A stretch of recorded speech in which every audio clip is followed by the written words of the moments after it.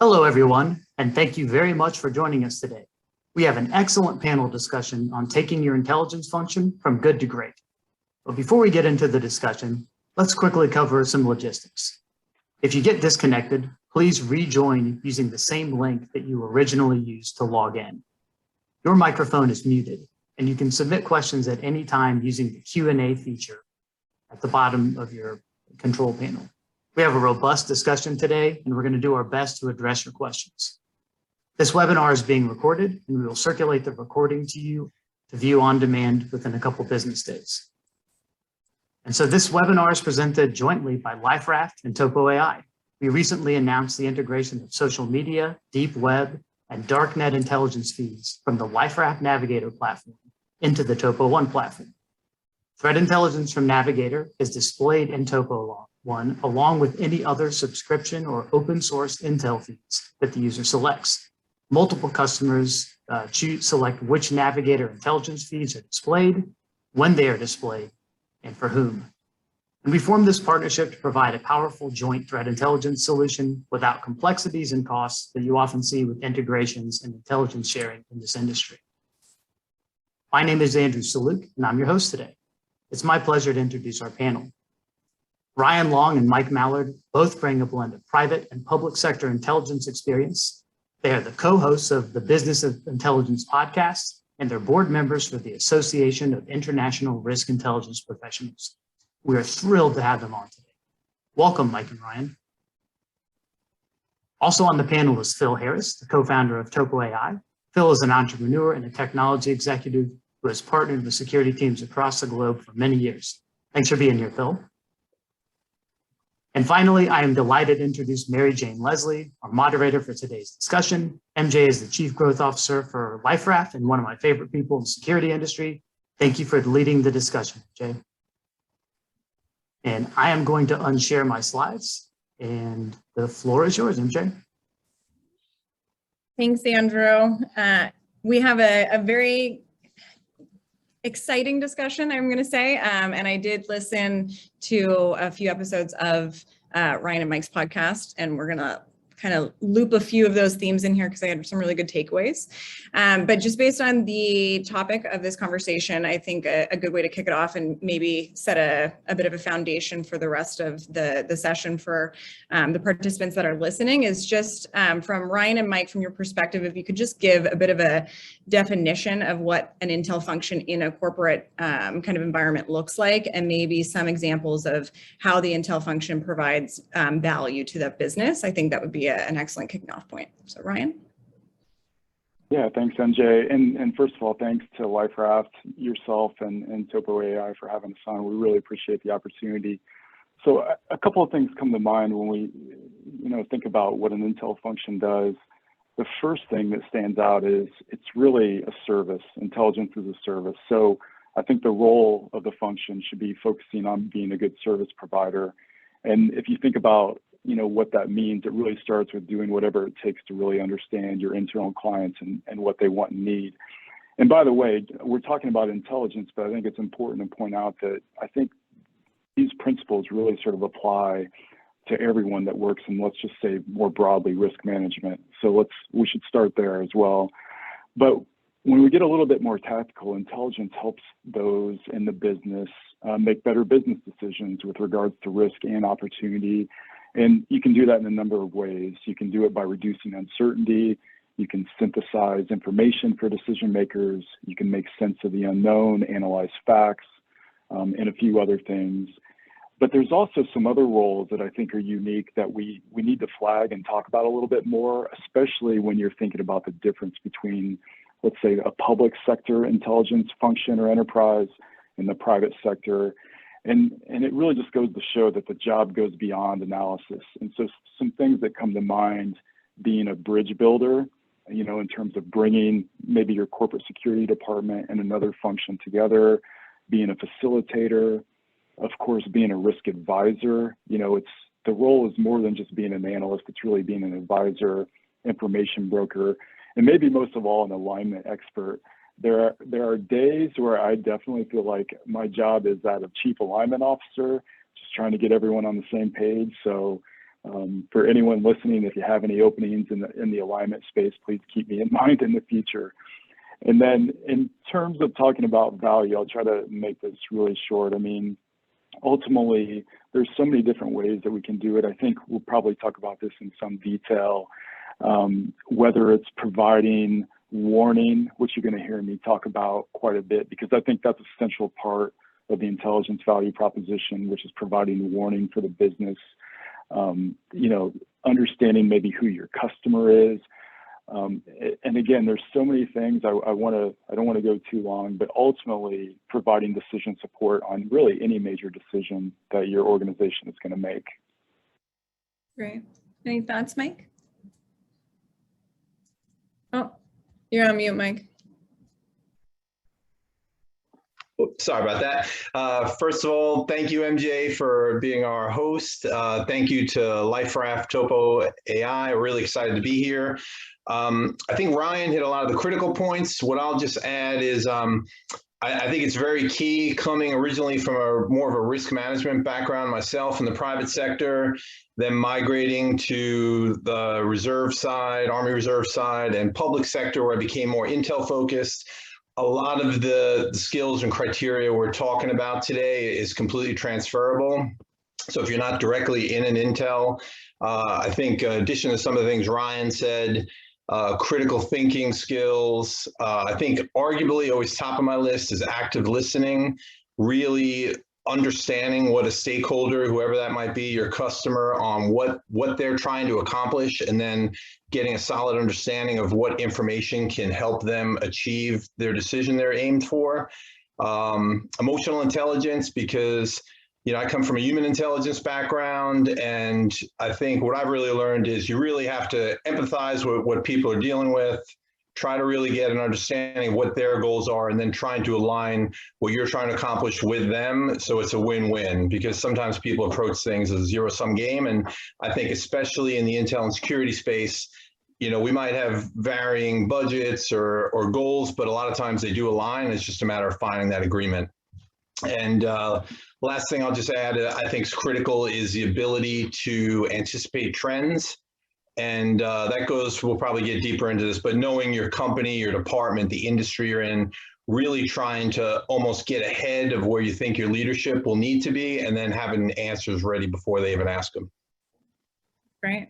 Alignment. I love that theme. And it was actually, what spurred that question is I was listening to Paul Colby on your guys's podcast, talking about how intel as a function is like cross-dimensional and cross-departmental, so supporting and it kind of cuts directly across different parts of an organization. And it reminded me of something that Phil always talks about, which is kind of the ROI of an intel function or a risk management function. So Phil, I just wanted to see if you had any kind of final thoughts around that theme. Appreciate that. First of all, thanks so much for moderating today. And it's really great to be part of this panel with these esteemed professionals. I think, the first thing to recognize is that, corporations have a different motive than government. The profit motive is the prevailing motive. There's other agendas, there's other priorities. This support function has the ability, the intelligence function has the ability to drive down cost, and that really affects profitability. So meeting with the business unit owners to understand what is costing them money, or what are the issues that they're facing, whether it's their workforce, whether it's their supply chain, whether it's weather impacts or whatever it might be, to understand what is really hurting them, and then how you as a professional can align your programs and activities to support a mitigation of those risks. Second point is that alignment's key, but then also there's other people within the enterprise who manage risk. You're not, risk is not siloed, right? I mean, there's other people involved in risk mitigation. It could be in legal, it could be in your supply chain group, it could be in HR, it could be in a range of other groups. Understanding cyber, understanding, what they're doing and supporting those programs. And many of these people are much more powerful than our security leaders. And so proving your value, demonstrating your value, aligning your activities and your programs to not just your customer, which is the business leader that owns the P&L, but also the other risk management leaders, working with them to get alignment, I think is another major strategy and theme. That's great. Yeah, and that I think, well, everybody's heard that security is a cost center, but I think that this type of narrative and the discussions that you guys are having actually show a lot more of the value of that, and help kind of debunk that narrative a little bit. But once you have some of that information from your stakeholders, or you understand what different divisions that you're helping to support, what would you consider the kind of core products or deliverables that your team should be kind of producing as part of the intel or the risk function? And I think we can go either Mike or Ryan, or Ryan or Mike. I'll kick this one off. I think the answer is it depends, which is kind of a Intel fallback answer to things. But the reality is, whatever your product is, it should be tailored to the customer. I've been in teams where I took over, it was already in established teams, and we might have had multiple stakeholders, all relatively to very high priority. And one thing you'd hear is, well, we still have to kick out the daily report or the weekly report. And a lot of times my question would be like, well, who's really consuming this information? And depending on where you are, what the organization's culture is, you might be sending out something that's not really gaining the full value of what it could be. So I think it really gets back to if understanding who your primary stakeholders are, understanding how they receive information, that's critical, because some people just don't want to read emails or don't even check them. Some people want to get on the phone and get a summary verbally and ask follow-on questions. Some people want products that are going to be much more detailed. Quick example I'll give. I used to work for a Swiss investment bank. We do risk analysis for our institutional clients. The standard report that they wanted to review was usually 20 or 30 pages with very detailed qualitative and quantitative analysis, and they would really consume that information. Later worked for a US brokerage house, financial services company. They wanted a one paragraph with the key bullet, do this or don't do this. And then they'd come back and ask verbally why, if they needed to know why we're doing it this way. So, if you would have sent either of those products to the other company, it would have been completely unsatisfactory. So I do think, to answer the question, it's imperative to really understand who the stakeholders are and how they want to consume and tailor it to their needs. And Mike, or Ryan, this could be a follow-up to that. To actually get that information, is it as simple as asking questions on what type of product that they're looking for as an end deliverable, or is it a bit of maybe trial and error to show them what you can do, and then maybe tailor it based on their feedback? I guess I'll answer quick, and then I'll let Ryan jump in. But I think a lot of it goes to really understanding your corporate culture, trying to get as much as you can about your stakeholders before you approach them. If it's a very hierarchical system where you don't necessarily have day-to-day access to them, you might want to gather some intelligence on, hey, what's this person like? What's their personality? What's their main mode of communication? And then if and when you can, meet them face to face and ask very specific questioning. We can probably get down a rabbit hole. You can ask more later, but I think just to get out, like, what are the 5 W's? Who, what, where, when, how, and why? And really trying to get to a very specific data point that they're looking for. And if it's a recurring issue, understanding how it is that they're receiving that information and tailoring the product to it. Very good. Ryan, any comments? MJ, there's a lot to unpack there. I really want to underscore what Mike said about, intelligence should be tailored. Otherwise, I don't really believe it's intelligence. There's challenges sometimes with having access to customers, but by and large, everyone should think about intelligence as a participatory sport. That's something that we talk about on the podcast all the time. So doing whatever you can to get close to those customers to understand their needs. I realize that might not be a reality in some cases, so I'll mention that in a second, but we just underscore the tailored part. in terms of the original question, let me just start with a mindset, and then I'll give some other practical examples. So, I talked about intelligence being a service, and I think it's an end-to-end service. And so if that's the case, if you're trying to deliver value from the start of the process all the way to the end, another way that you as a practitioner can think about yourself, and I think this is for everyone sort of in the risk management space, you're the product. It's not the report, it's not the slideshow, it's not the SOP, you're the product. So if you are as the practitioner of the product, maybe just start thinking about and asking yourself, what can you do to improve yourself as the product, as opposed to focusing too much time and attention on delivering the right report or the right slide deck. And I think that's a sort of a paradigm that we get really caught up with that we need to sort of step back from and re-examine. But then there's this other reality that I acknowledged here just a second ago. I realize that there are some instances in some organizations where it's just not possible to work as closely with the customer as you'd like. And that could be for a variety of reasons, which we could all sort of talk about. So in that case, you have to get really effective at trying to anticipate needs. And sometimes you might just have to take a chance and see if you can hit the mark by producing something. And so if you find yourself in that position, there's a couple of practical examples that I think about all the time. One, again, I'm going to talk about this theme quite a bit, but the idea of warning products. Again, I think providing early warning is just a core element of intelligence and what we do. And I can't think of an organization that would not appreciate that when you think of potential business disruptions to operations, people, meetings and events, facility. So I think focusing on the warning problem, if you will, is always a good investment. I think depending on function maturity, products that can, number one, help you create a demand for what you provide, or number two, to try to just showcase the breadth of expertise within your function. And that includes those outside of your own department. So in a sense, and I think in both cases, we're really talking about marketing materials here, putting yourself out there with these products to just show who you are and what you can do. But ultimately, I think, anything that's timely, relevant, and actionable, whether it's a situation report in the form of an email, or maybe it's a robust assessment, those are some, I think, good products, if you will, to start off with. Excellent. That's great.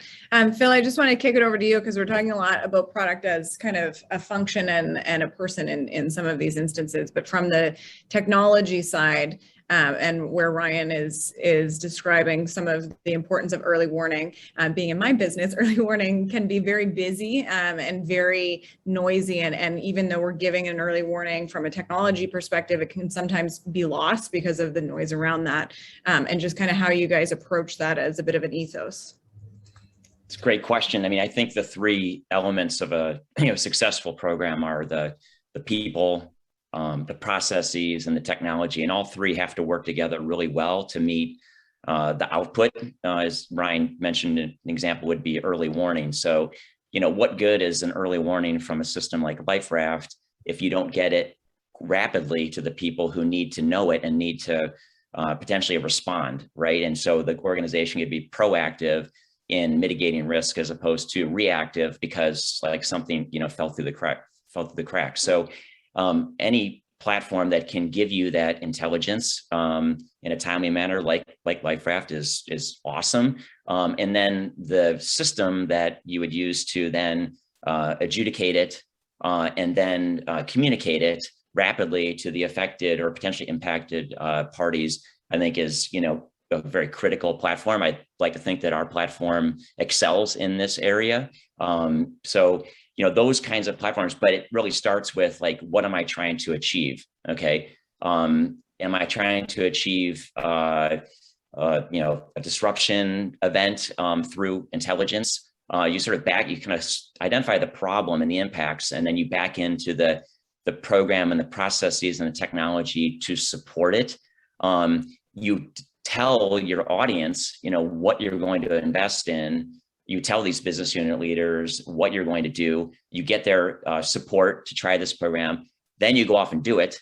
And then you meet with them again and say, here's what we're doing. Is this working for you? When we notify you of, I don't know, a weather event near a critical supply chain facility, Are you looking at it? Is it getting a result? These kinds of this kind of feedback loop. So yeah, it's an ongoing, evolving dialogue of people, processes, and technology.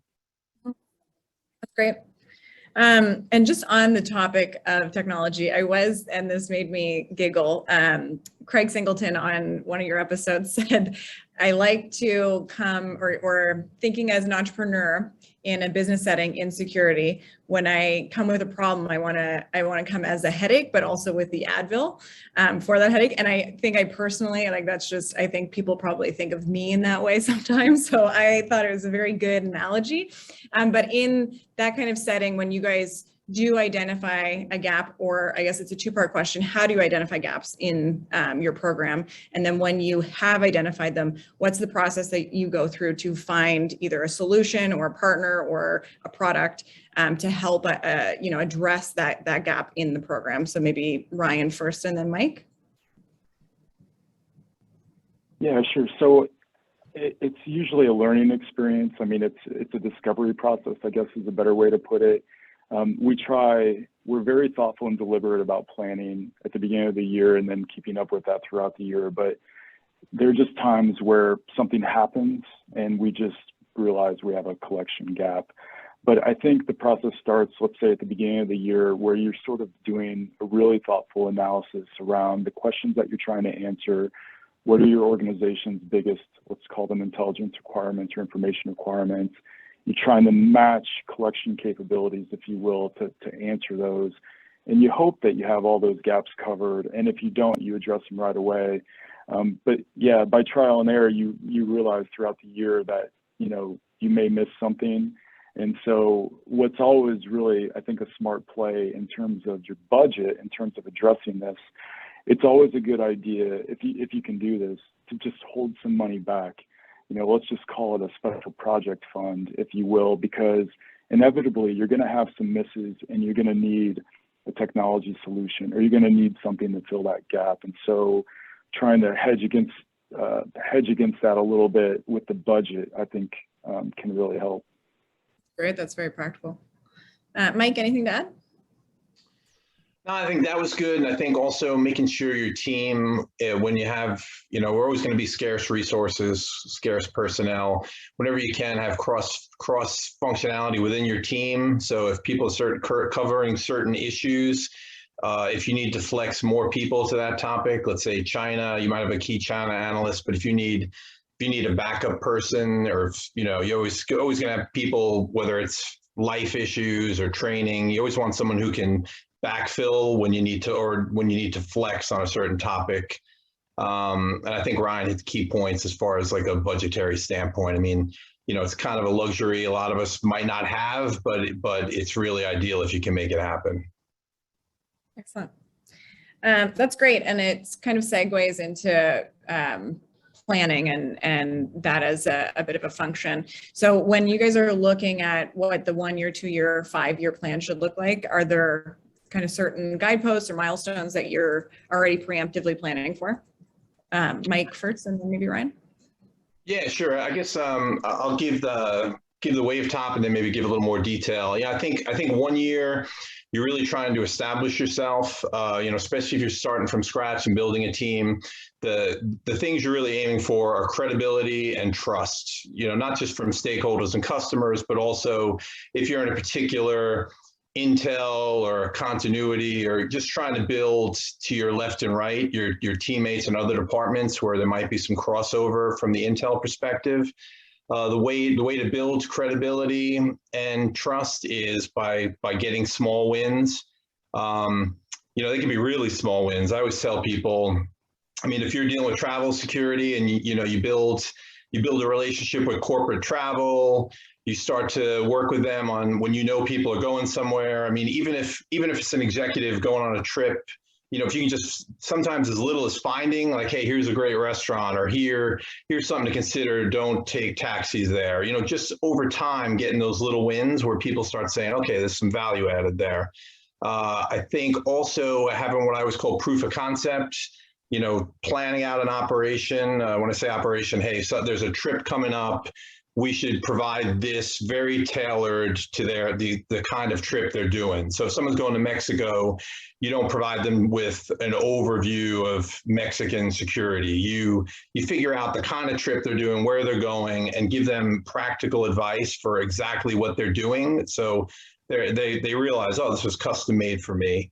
One more in the first year. I've lived through this through 2 startups teams. So, it sounds easier said than done, but it's doable. Like we call it the 3 to 5 rule. When I was a little bit younger, I was in a startup environment.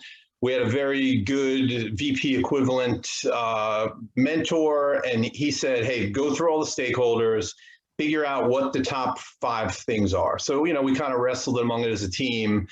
And we said, well, we got to cover everything. I mean, this is like a global mission we're doing. It's counterterrorism related, where our leader was like, hey, you need to take 3 to 5, and that's our focus. Like, because we can't do everything well, or we're going to do nothing well. So pick the 3 to 5 most critical lines of effort. And then, of course, we're going to have to do some ad hoc contingency or emergency things pop up. But we really got good at doing those 3 to 5 things. We built some bench strength among team members, and then that built credibility and trust, and it kind of moved us to the next level. Next level real quick, I'll say 2-year plan.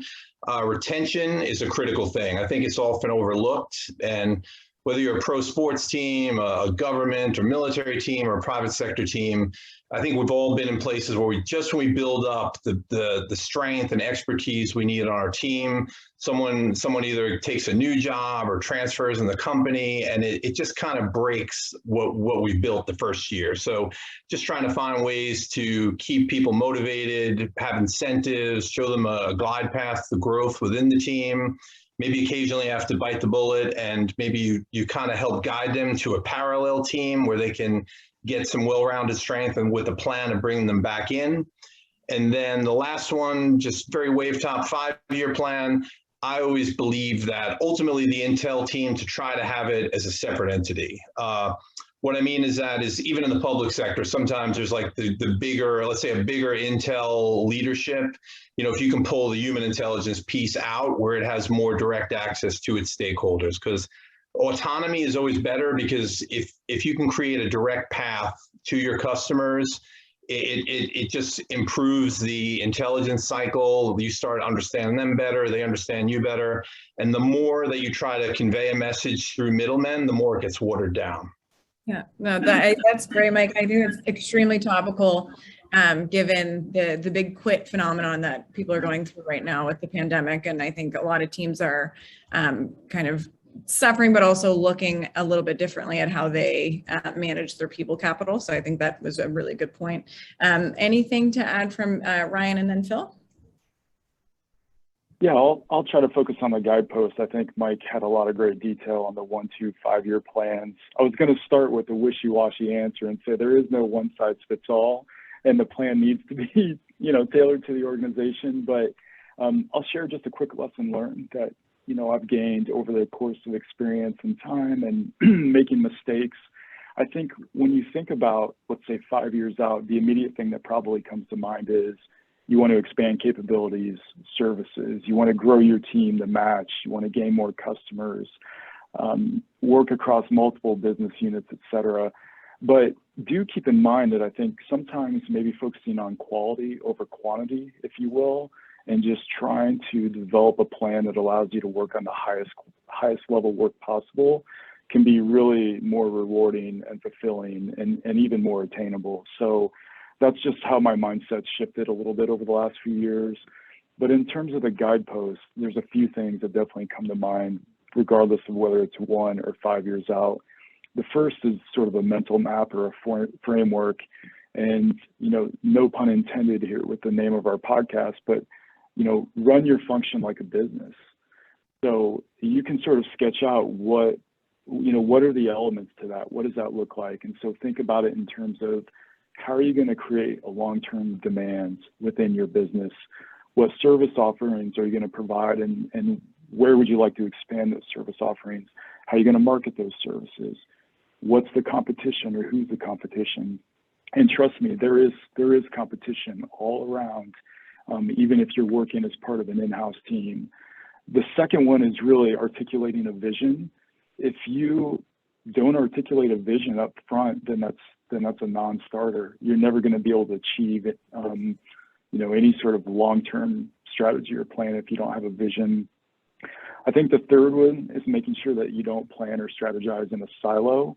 And this goes back to the stakeholder engagement piece that we've touched on a couple of times, but I think it's a really good practice to conduct stakeholder engagement before you do your planning, sort of highlight some of the key initiatives that you might want to do and get that stakeholder buy-in and get that support for those initiatives, because it's going to bring credibility to them. It's going to build sort of just build confidence and strength, if you will, in your plan.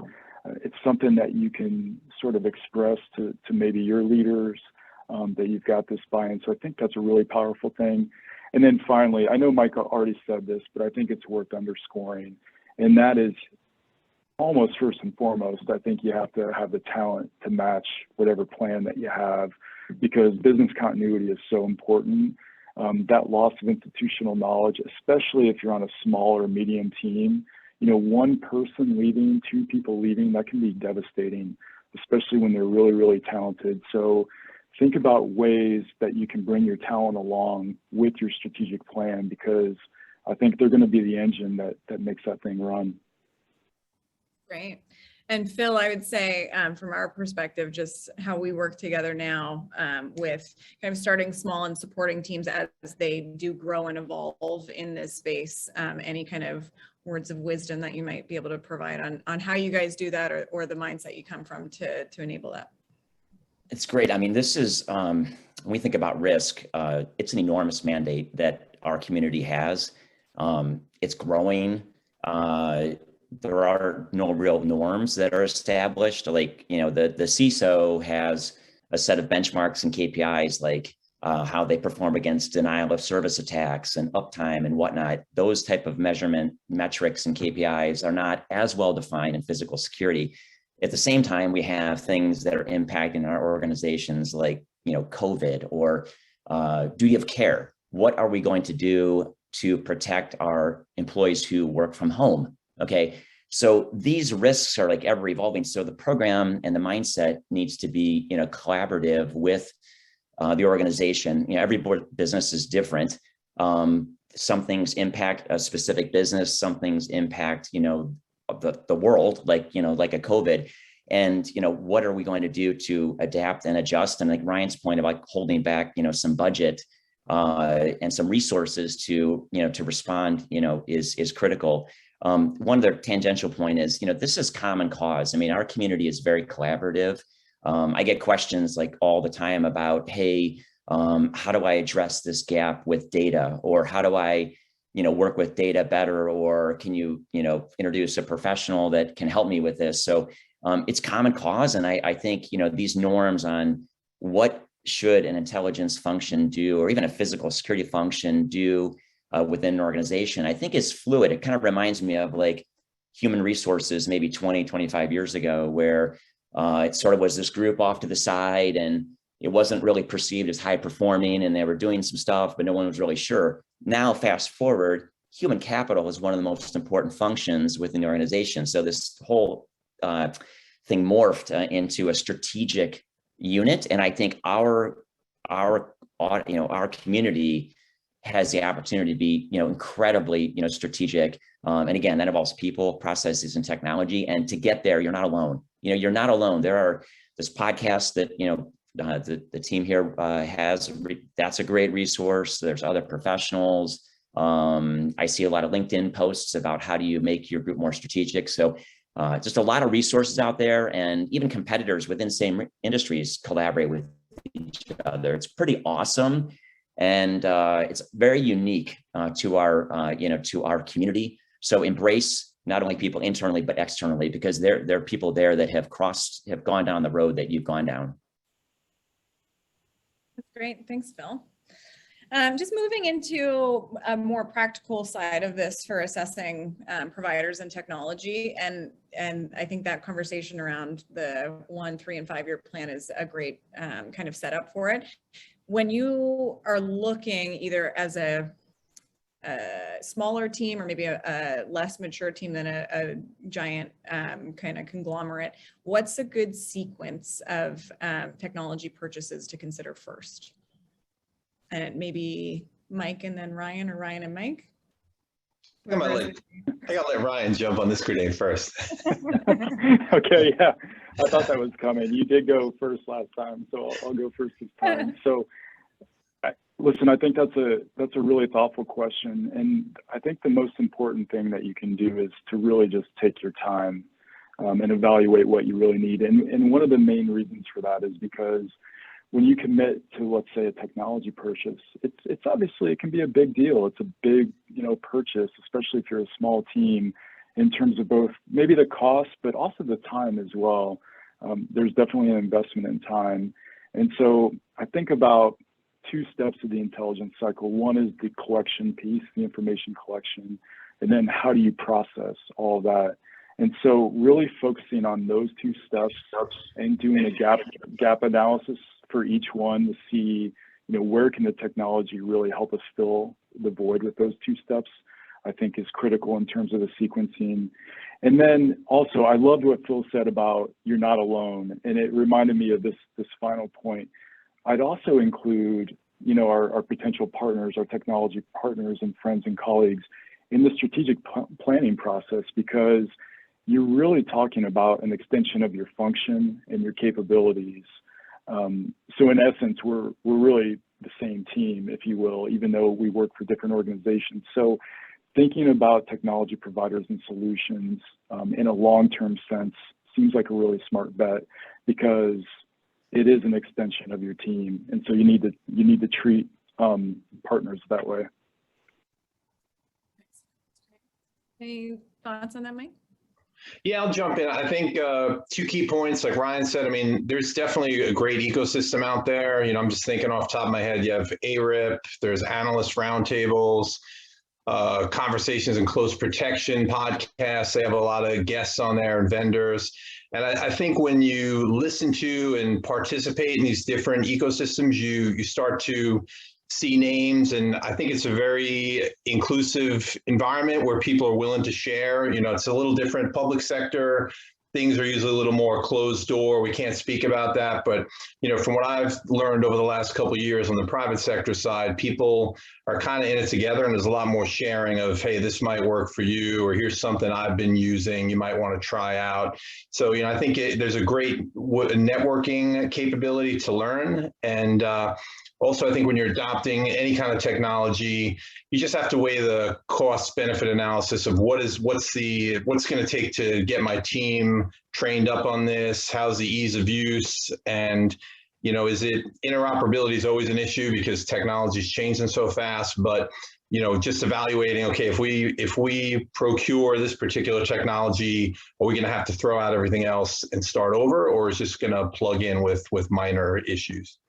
Interoperability was my next question, but I think Andrew is going to run a quick poll before I jump into that. Yeah, thanks so much, MJ. And we talked a good bit about what an intelligence function might do or potentially should do. We got a really diverse audience. I'm wondering what their intelligence function responsibilities might be.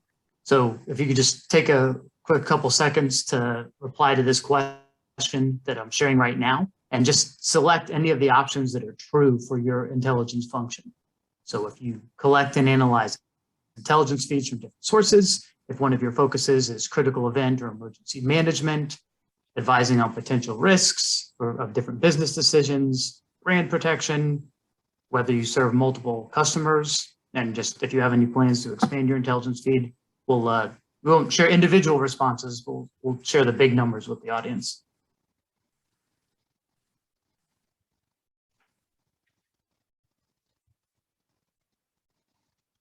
We'll go ahead and end the poll right there. Thanks everybody who participated. It looks like by far the largest factor of responsibility that everyone has is analyzing feeds from multiple sources. And a little over half of the audience indicated they're going to expand their intelligence team or its responsibilities at some time in the future. Thanks, MJ. Thanks, everyone. Thank you, Andrew, because as you know, I love a good segue, and that one was perfect. If you are looking at multiple sources, there's a good chance you are using multiple different platforms. So I want to kick this to Ryan, but then obviously this is a very close topic to Phil and I's heart on what extent should interoperability factor into purchasing decisions for kind of a mature organization that is going to have multiple different platforms being used by your individuals. So Ryan. If Yeah, I think. Yeah, I'm happy to jump in. I mean, I think interoperability it's a really important factor, and I think its importance is growing by the almost minute, if you will. I mean, as an intelligence practitioner, one of the main things that we do is information collection, for example, and everyone knows, I think on the phone, you don't have to be an intelligence practitioner, but we're drowning in information these days. We're in the midst of this information revolution. So we're constantly thinking about ways where we can optimize our time and think about how we can best spend it. So I think a challenge also on the in-house side of things is sometimes when you adopt a platform, it can be real or perceived, but there might be this barrier to entry or maybe a cost in terms of the time and effort associated with learning multiple systems. And so anything that costs the in-house team time can be detrimental. So I think if you have a solution that can work with other products or other systems that's multifunctional, that can alleviate some of those fears and just honestly just make life easier. And it's just a massive help. And also from just a business perspective, you know, if you're dealing with a technology purchase that other departments can utilize, you know, I think you all alluded to this before earlier in the discussion, but I mean, that's a home run. I think that's a big win for everyone, both inside and outside the organization. So I think it's really important, and I think it's taking on greater importance day by day. And Mike, you kind of touched on this, but happy to get any further feedback. No, yeah, I'll just amplify that when you're looking at potential vendors, just trying to figure out, in addition to changing that one platform, you're going to have to change all the other ones, and just looking at the value of what the potential life duration is for all of the packages when you're moving forward. That's great. And Phil, I think your lens on this is going to be a little bit different, but would love to get your thoughts. Yeah, thanks. I think people should avoid sort of a cram down from larger players that try to force feed you everything that you would need, soup to nuts, and rather choose like best in class approach with vendors that are true partners that really support interoperability. And when I mean interoperability, it's they have an API.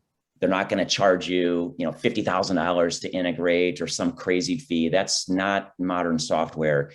So willing partners that can support, data ingestion. So not only on the ingestion side, but also on the output side. So our platform, we deal with other modern software providers like Slack. They don't charge us they don't go, oh, well, it's 50,000 for every customer to integrate with Slack. No, we just get the Slack API key and we connect to Slack. So I think you need to look to see the questions hey, are you best in class? You need to evaluate that, whether it's on the Intel side or any other source or system.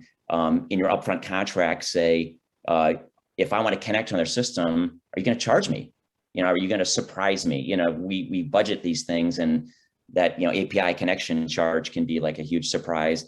And then really avoid and be suspect of the provider that's trying to say, we have best in class everything, soup to nuts, start to finish, and just you don't have to look elsewhere. I think there's been a lot of burned bridges in our space with that approach.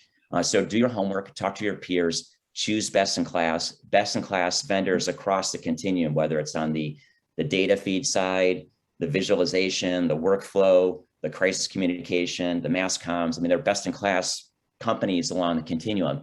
Identify who they are, and then find out if they're going to play fairly with other platforms that are adjacent to them. And again, just avoid the force feed of, you don't have to look elsewhere, just buy our stuff and close your eyes and hope. I think there's a lot of pitfalls there.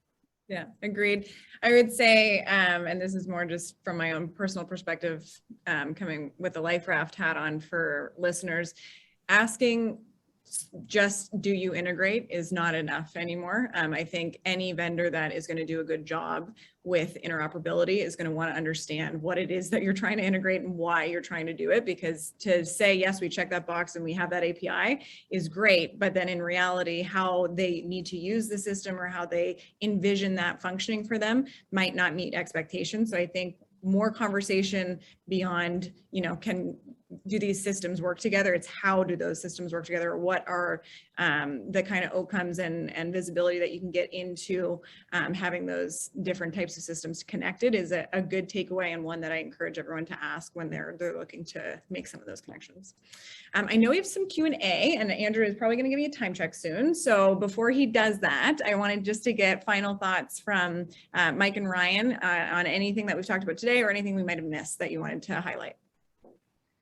I guess my closing comment, and I think some questions might hit this, it looks like, but just kind of like Ryan said, that intelligence is a participatory sport is very crucial. And I think one angle I'll highlight of that is it really comes down to human interaction.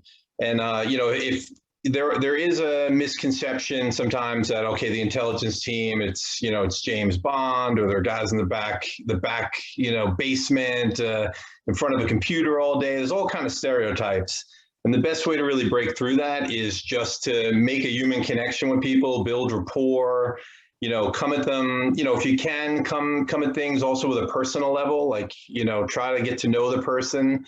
And that's, it's like any other relationship, just building a functional work relationship and understanding that person, it'll go a long way in breaking down barriers, and people start to say, okay, this person has answers. That's all that matters. He's someone I don't mind talking to. He has good answers, and it can help me make decisions.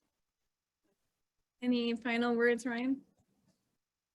Yeah, I think Mike touched on this maybe, but I'll underscore it because I think it's just so critically important. And I think this is one of those insights that cuts across.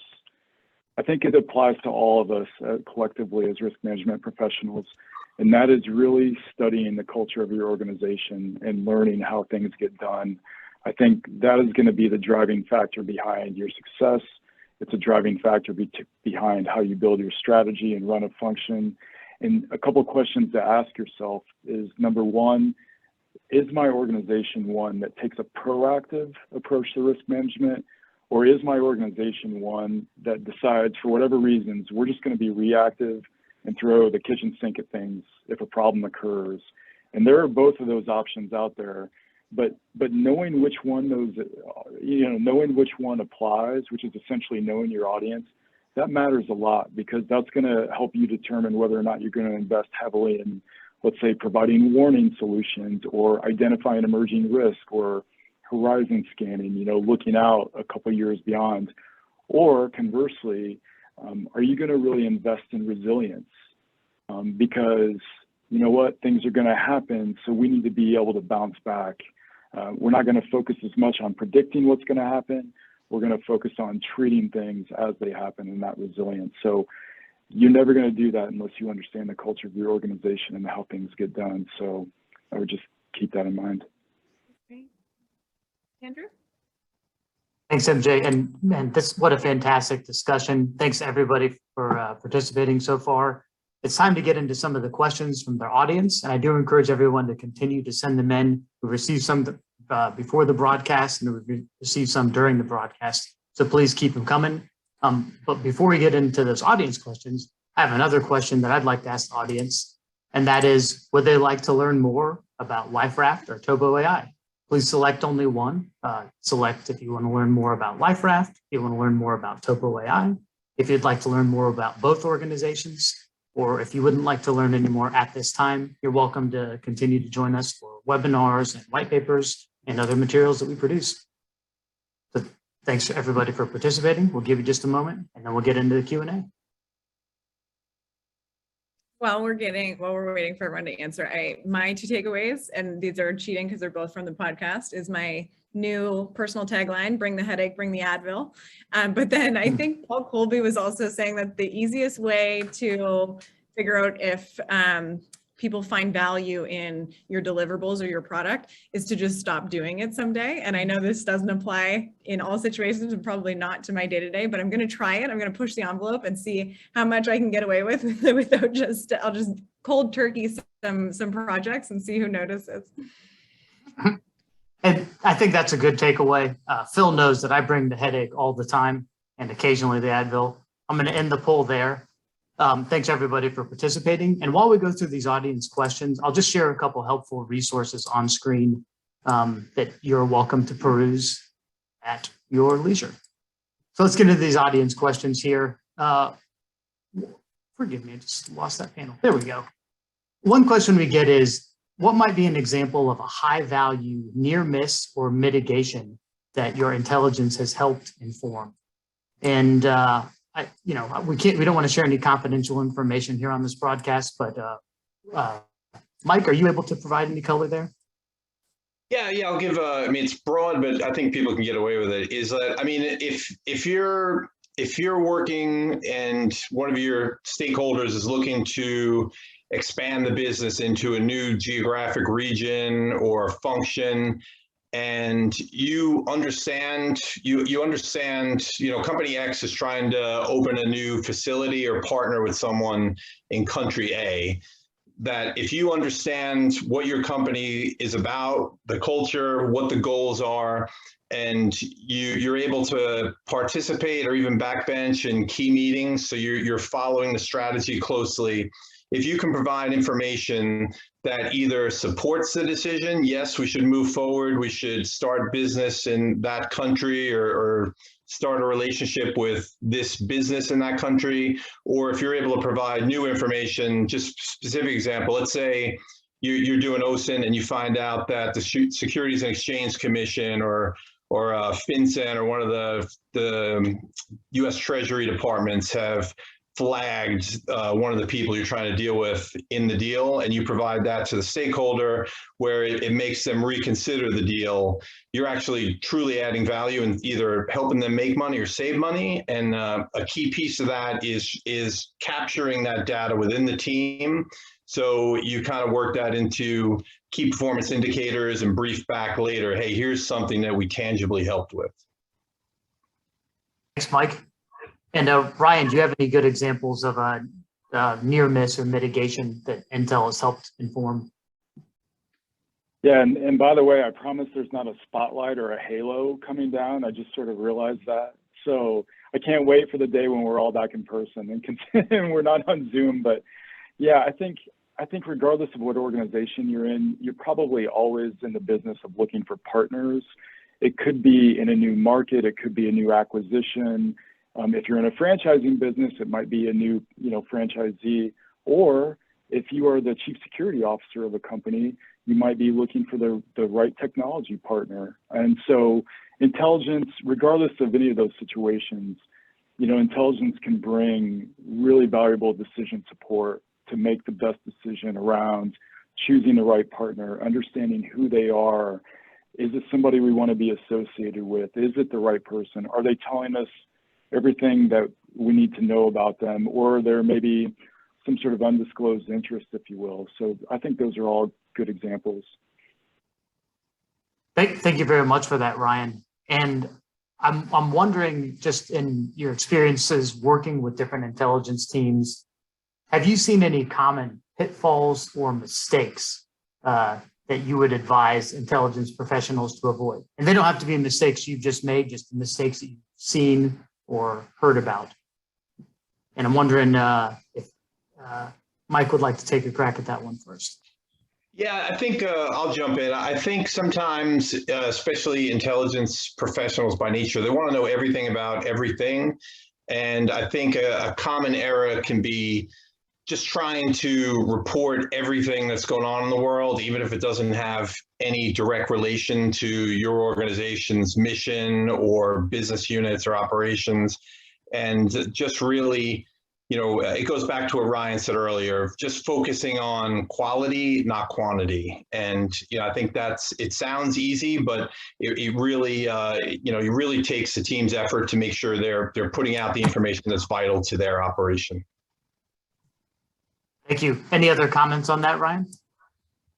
Yeah, I mean, Mike just spoke to relevance. I mean, sticking to relevance has to be, a priority number one. But I talked about intelligence being a service, and we're service providers. So anytime you do something that makes what you're doing not about the customer. So for example, thinking that intelligence is about the product, the PowerPoint slide, the Microsoft Word document, and not about the customer and ignoring their needs, I think a lot of problems stem from that. So if you just keep the customer at the center of everything that you do and how you approach it, then I think you'll avoid a lot of common mistakes. And Andrew, just to piggyback on that, I would also add supporting the customer, like Ryan just said. So you might, I think sometimes there's a tendency of security or intel people to think, okay, that's too dangerous. Don't travel to country X where the business unit, it might be required to go there. So it's more helping them to accomplish the mission rather than trying to talk them out of doing something. Thanks for that addendum there, Mike. And just Phil or MJ, have you seen any common pitfalls in your experience working with a variety of different intel teams? Could I chime in on a couple like success stories or near miss? That's even better. Yeah, success. The audience questions that I've heard from our customers. So our platform Topo One, just a range of data, LifeRaft data, other data, and when COVID hit, we helped our customers analyze impacts related to COVID, infection rates, trending, hospitalization rates, and whatnot. And so that allowed our customers to be the center point of the intelligence of COVID. Like, what are we going to do related to our COVID response? And so one that's near and dear is one of our customers has service technicians going into the field. The leadership team was concerned about sending service technicians into areas that had infection rates that were trending, and working with the risk management team writ large, develop thresholds, and then communicated those thresholds to their service team to say, like, oh, we're not going to send you into different areas, while infection rates are on the rise, and here's our rationale, as opposed to just having their employees like fly blind and not really know and be worried. So this sort of duty of care, this sort of these new pitfalls that our audience, our employees expect us to address as risk management professionals, is ever expanding.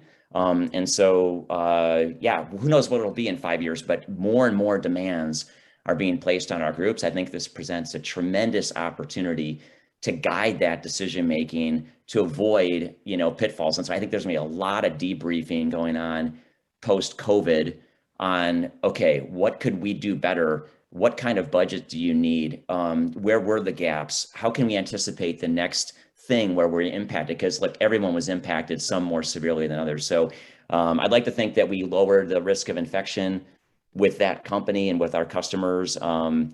And so just one example that I heard from our audience. Thank you very much, Phil. MJ, did you have anything to add to that?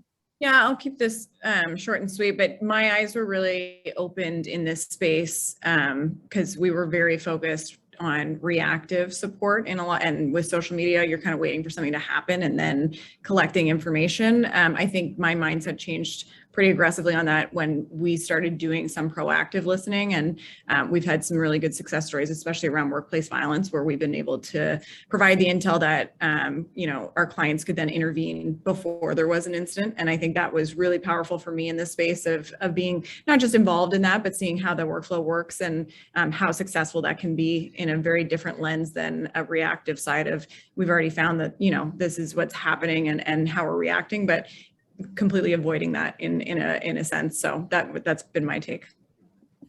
That's a really good concept too. And Dr. Jenny Hesterman, another researcher and former colonel in the Air Force, I highly recommend her work. But she talks about that being moving things left of bang, and she's got some helpful suggestions on how organizations can do that, especially for insider threat. Does anyone have any closing remarks? We've hit 3:30 Eastern with the conclusion of the broadcast now. Ryan. Yeah, could I add let me just add one quick thing. So Phil and MJ, I think Mike and I are drawn to people like you who are trying to reach out across the industry, do good things, contribute, give back, especially with these webinars. So we're really proud to be associated with you. Thank you for having us on. We're very grateful. And I'd like to add this, this Business of Intelligence podcast is awesome.